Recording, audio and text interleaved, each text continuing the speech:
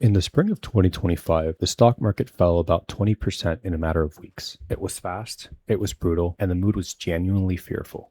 The kind of drop where every headline predicts worse to come. And later, as the market recovered and violently turned back up, there was a single day where my portfolio's value rose by around $90,000. Now, let me be precise about what that means right away, because the precision is part of the lesson. That's a one-day change in the value of my portfolio. It is not $90,000 of profit I withdrew, and it is not the result of one lucky trade. It's the mark-to-market swing on an entire portfolio that had already recovered into the green on an exceptionally strong market day. And that distinction between your portfolio's value moving on a screen and you actually realizing a gain is one of the first things I want you to understand, because confusing the two is how people badly misjudge both their wins and their losses. So this video isn't a flex about a number, because here's the deeper truth. Nothing I did on that single big day created that swing. The actions that positioned my portfolio to move like that were taken weeks earlier, when the market was falling, when it was painful and frightening to take them. The big green day was just the moment the market finally agreed with the decision I'd already made when it was hard. This video is about the thing underneath that number, the contrarian mindset and the discipline that made it possible, which is exactly what I teach the students in my education company. Let's get into the lesson. I'm Daniel Ayala. I manage a fund and I run a stock market education company. And if there's one thing I try to get across to every student, it's this: investing success has far less to do with your intelligence or timing than people think, and far more to do with how you process information and make decisions under pressure. That's what the whole story is really about. I'm going to walk you through what I actually saw in that market that made me buy when others were selling, why the hardest moment is usually the right one, and the specific discipline that lets you hold a position while it's underwater, because that discipline is where your real wealth compounds. Let's start with the mindset. Let me start by clearing up what being contrarian actually means, because most people get it wrong. Being contrarian is not just doing the opposite of the crowd. That's not insight. That's just a different kind of following, reacting against the herd instead of moving with it. Real contrarian thinking is more specific.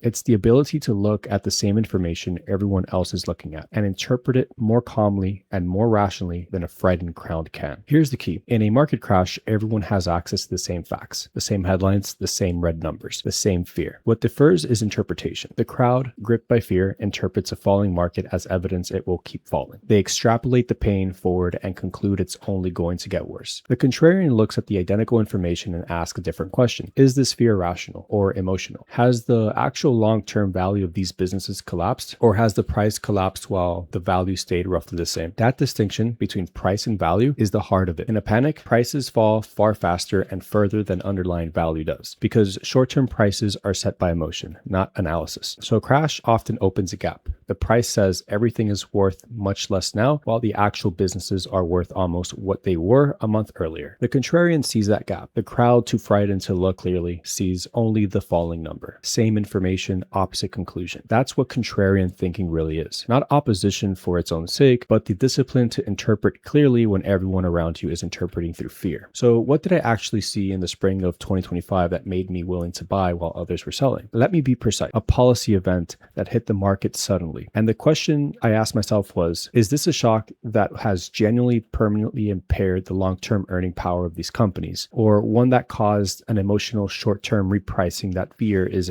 amplifying? My read, and again, a read, an assessment of odds, not a certainty, was the latter. The business underneath the market hadn't fundamentally broken. What had happened was a fast, fear-driven repricing, the kind that historically has tended to reverse once the initial panic exhausts itself and rationality returns. I also leaned on something history teaches clearly. Sharp, fear-driven corrections have repeatedly been followed by recoveries, not always quickly, not always cleanly, but the pattern of panic overshoots, then reverts towards rationality, is one of the most recurring features of the markets. That's not a guarantee about any single instance, but it shifts the probabilities. When you combine the businesses aren't fundamentally broken with panic historically overshoots and reverts, you get a situation where the odds favor the patient buyer, even though it feels terrifying in the moment. That's the read, not a prediction that the market would recover on any timeline. An assessment that fear had likely pushed prices below rational value and that positioning for a reversion was a favorable odds decision. As as long as I could withstand discomfort while I waited to find out. And this is where the real lesson lives, because here's what nobody tells you. The analysis is the easy part. Seeing that prices had probably overshot, that's just thinking clearly. The genuinely hard part, the part that separates people who talk about buying low from people who actually do it, is the emotional discipline to act and then wait. Let me be honest about what it actually feels like. When you buy into a falling market, you're almost never rewarded immediately. Far more often, you buy and it keeps falling. Now, you're just not watching the market drop. You're watching a decision you just made go underwater. Your position is red. The crowd's fear screaming that you are wrong. And every instinct is begging you to do the one thing that would make the pain stop. Sell, cut the loss, admit the mistake, get out. That is the moment. That's where real wealth is actually made or lost. Not in the analysis, but in whether you can endure that unrealized loss without capitulating. And here's the mechanism most people never internalize, and it connects right back to the distinction I opened with. An unrealized loss is not a real loss. It's a number on a screen reflecting a temporary price, the mirror image of that $90,000 value gain I mentioned. Just as a value swing up wasn't realized profit, a value swing down isn't a realized loss. It only becomes permanent the moment you sell. If your analysis was sound, if you generally bought good value at a fear-driven discount,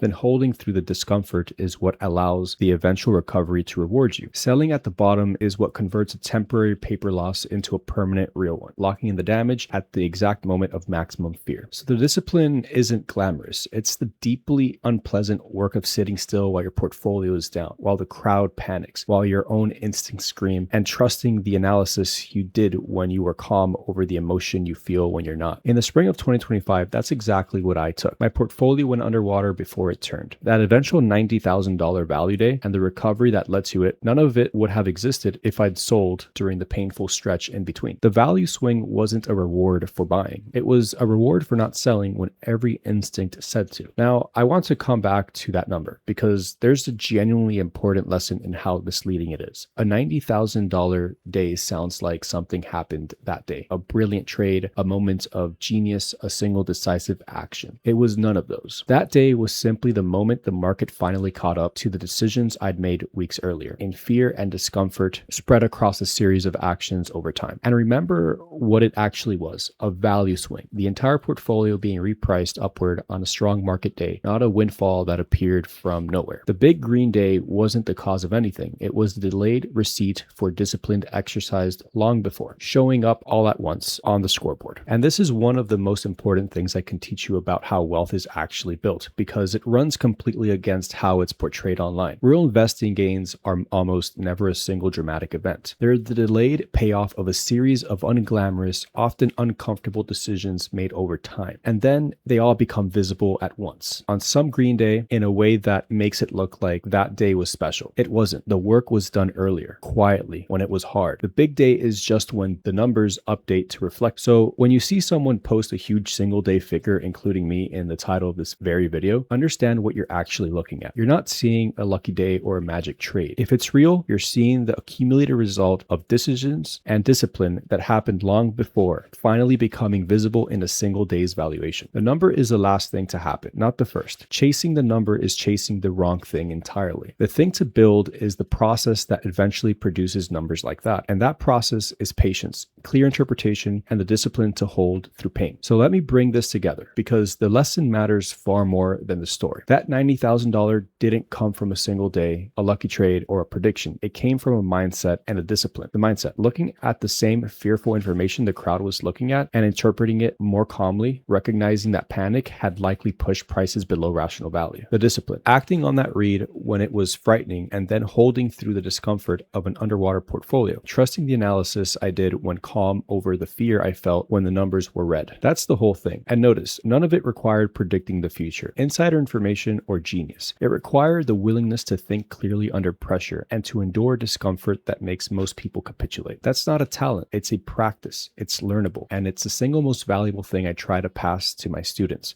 because it applies to every crash, every correction, every fearful moment you'll face for the rest of your investing life, not just one stretch in 2025. The market will hand you these moments repeatedly. It's not a question of it, but when. In each one, the crowd will be selling. In each one, the crowd will be selling in fear. In each one, the crowd will be selling in fear. In each one, the crowd will be selling in fear. The easy decision will be to join them, and the hard decision, the one that actually compounds wealth over a lifetime, will be to think clearly and hold your discipline while it's most painful. That capacity is the real asset, not the number. The number just proves the capacity works. If this way of thinking resonates with you, the contrarian mindset, the discipline behind real investing decisions, that's exactly what I write about every week in my free weekly note. And it's the core of what I teach: how to interpret markets clearly and make sound decisions under pressure without the hype. Links in the description if you're interested. And here's what I'll leave you with. The next time the market drops hard and everyone around you is afraid, don't fixate on the falling number. Ask the contrarian's question: is this fear rational or emotional? And has the value really collapsed or just the price? You won't always be right, but learning to ask that question calmly while others panic is the beginning of everything. That single habit, practice over a lifetime of market cycles, matters more than any single day's gain ever could. If this was useful, share it with someone who tends to panic when the market drops. It might be the thing that helps them hold on next time. Thanks for watching. I'm Daniel Ayala, and I'll see you in the next one.